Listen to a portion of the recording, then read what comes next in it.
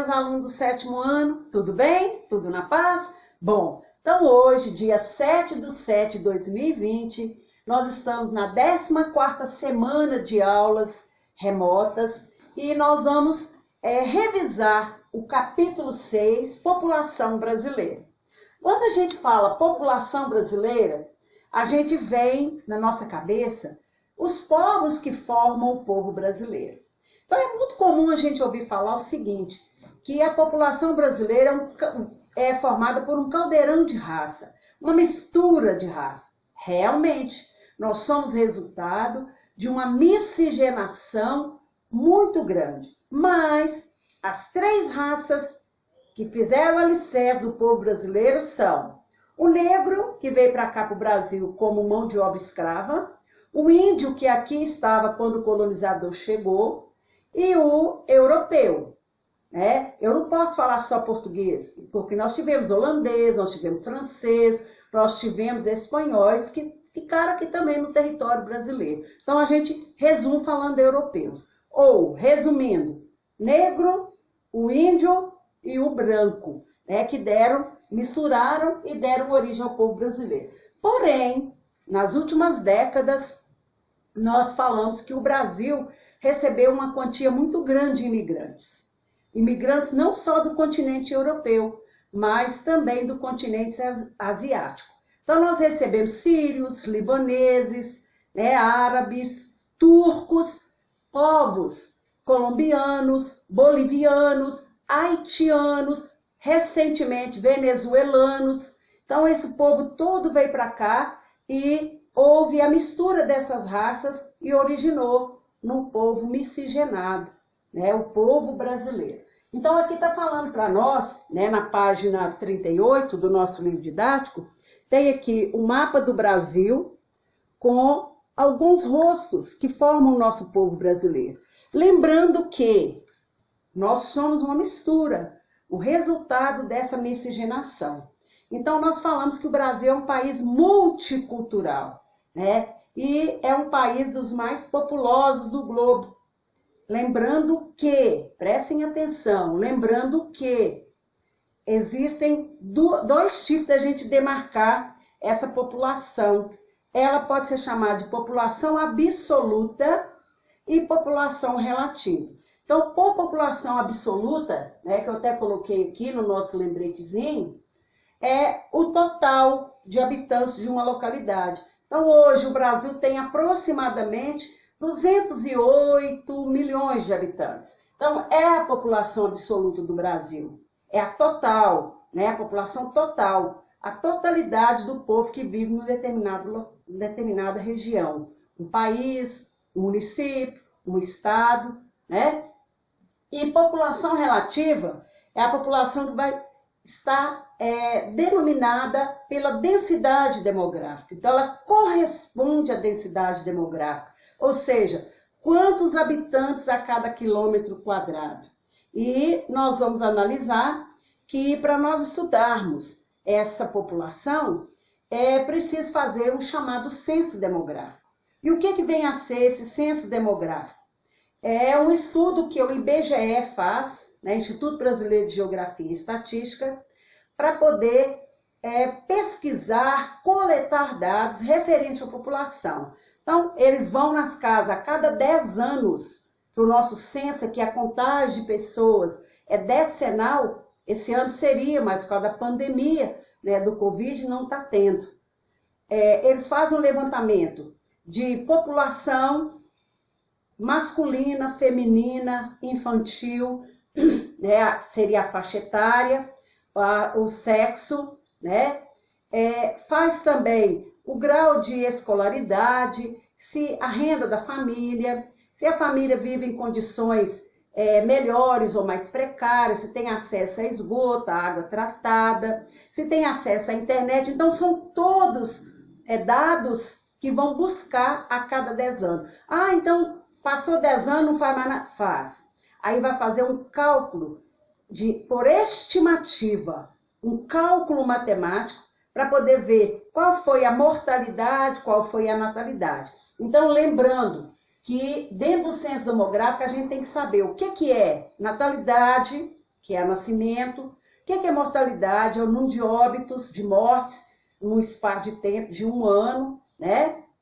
A mortalidade infantil, porque a mortalidade infantil, ela mede muito os investimentos na saúde, quanto a pesquisas, vacinação, campanha de vacinação, atendimento médico, né? Se utiliza água tratada, esgoto, que a gente sabe que o esgoto correndo a céu aberto, ele causa uma série de doenças, principalmente em crianças e idosos, que tem mais, a imunidade é mais baixa. E também nós podemos falar o saldo entre natalidade e mortalidade, que é o que a gente chama de crescimento vegetativo, né? O crescimento vegetativo vai ser, então, o saldo entre natalidade e mortalidade em um determinado local. Essa expectativa de vida, né, é a esperança de vida quando a pessoa nasce. Quantos anos ela pode viver? Lembrando que há algumas décadas para trás, a expectativa de vida do brasileiro não chegava a 60 anos.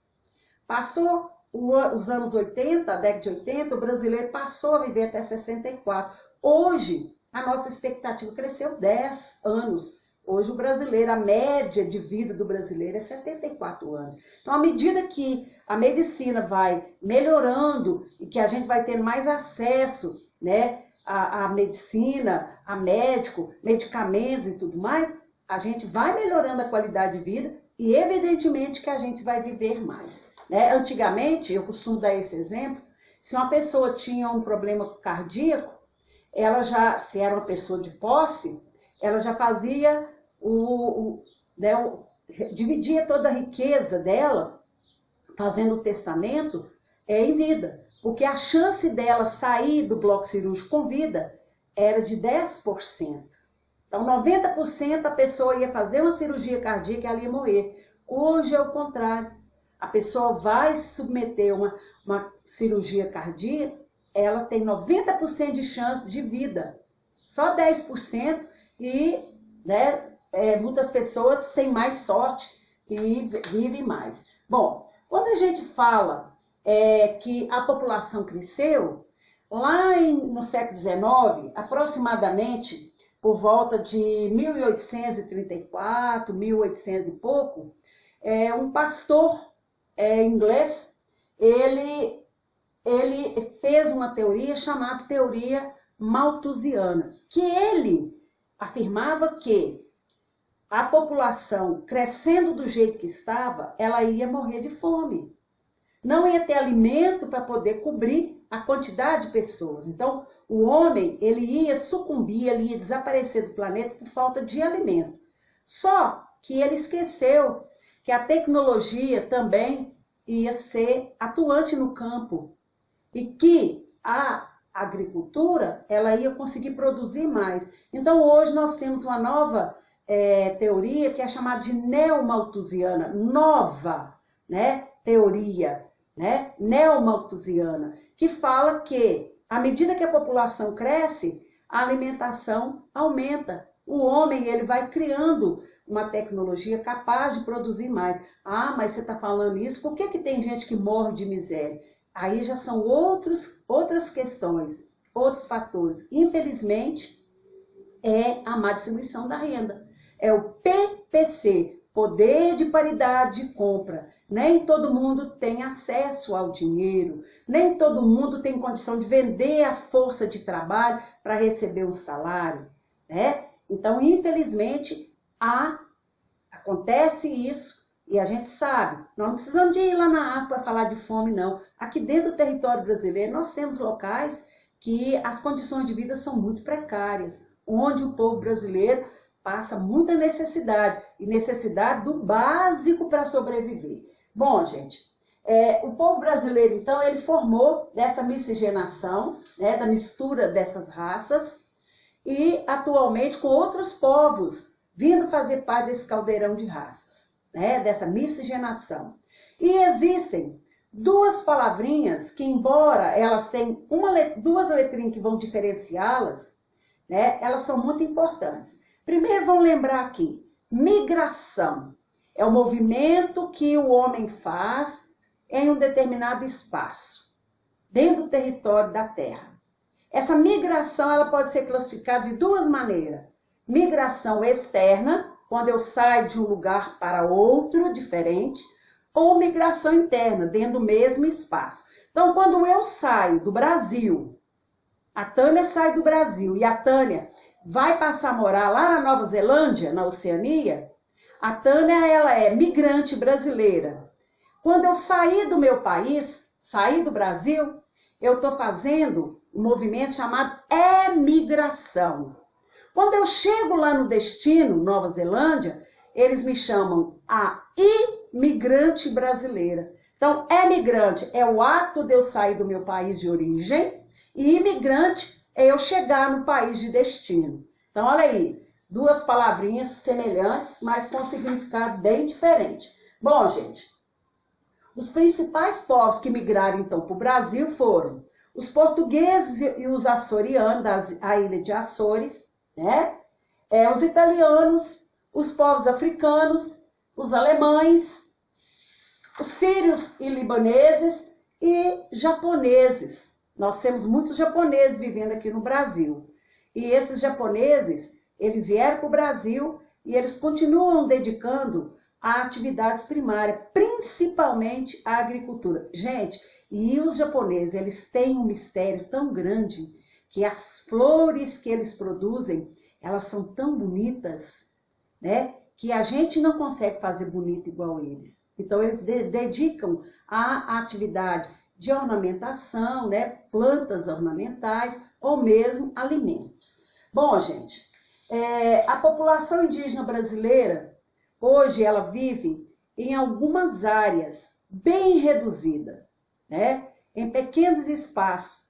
E o índio brasileiro tem um órgão de nível federal que é chamado FUNAI, Fundação Nacional do Índio, e que vai dar toda a cobertura de fiscalizar se está havendo invasão das terras indígenas por madeireiros, por grileiros, ou pessoas que querem explorar as riquezas minerais que tem ali naquela terra indígena, que é muito comum isso também.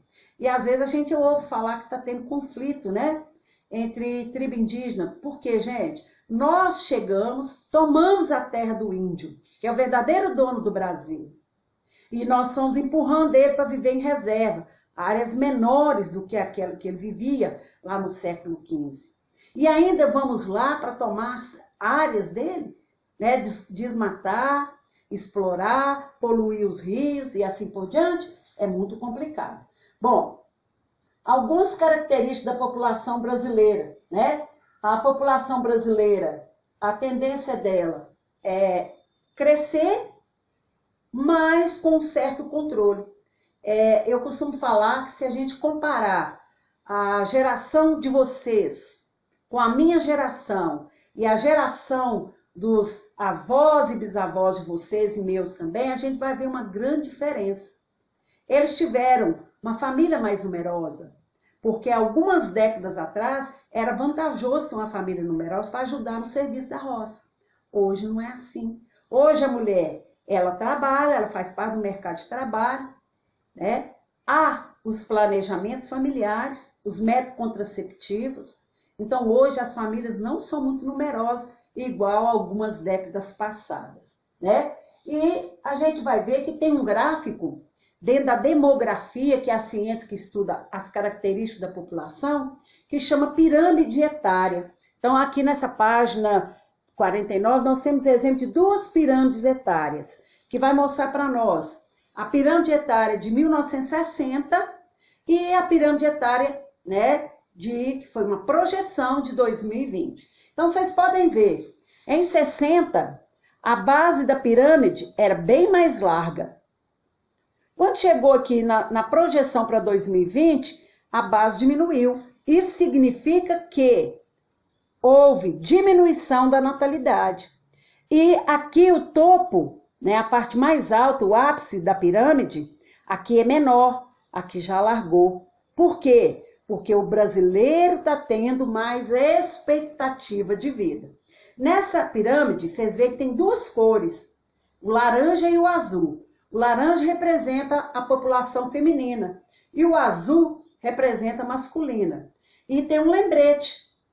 Lá no alto da pirâmide, mesmo que seja uma diferença mínima, o laranja predomina. Na população mais de 90, a mulher vive mais do que o homem.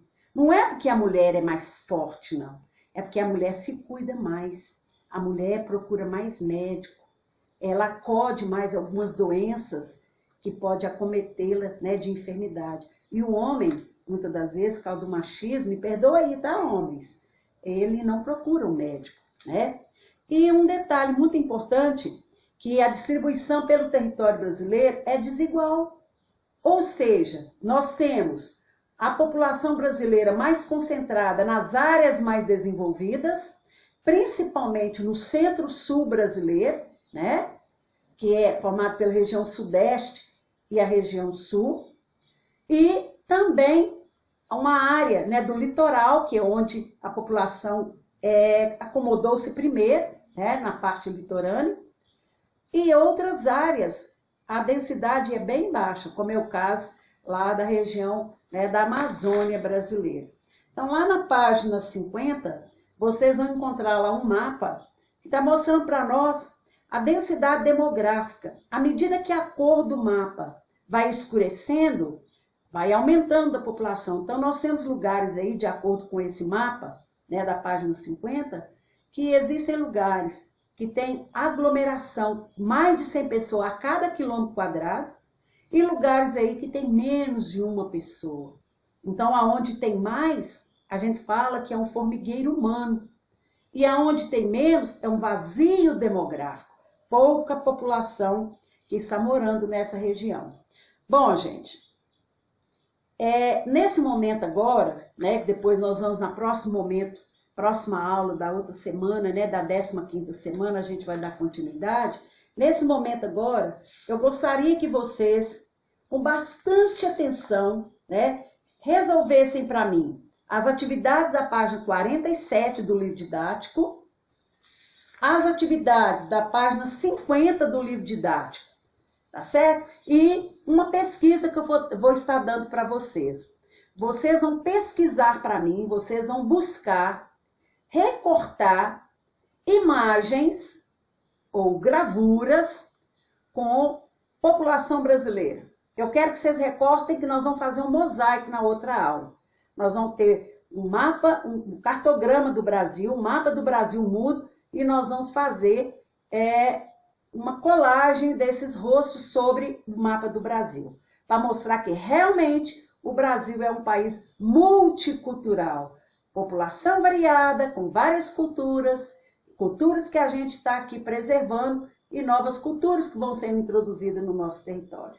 Então, até breve, fiquem com Deus, faça meu dever de casa, se cuide, lave as mãos, use máscara, evite sair de casa. Breve nós retornaremos à escola. Um grande abraço.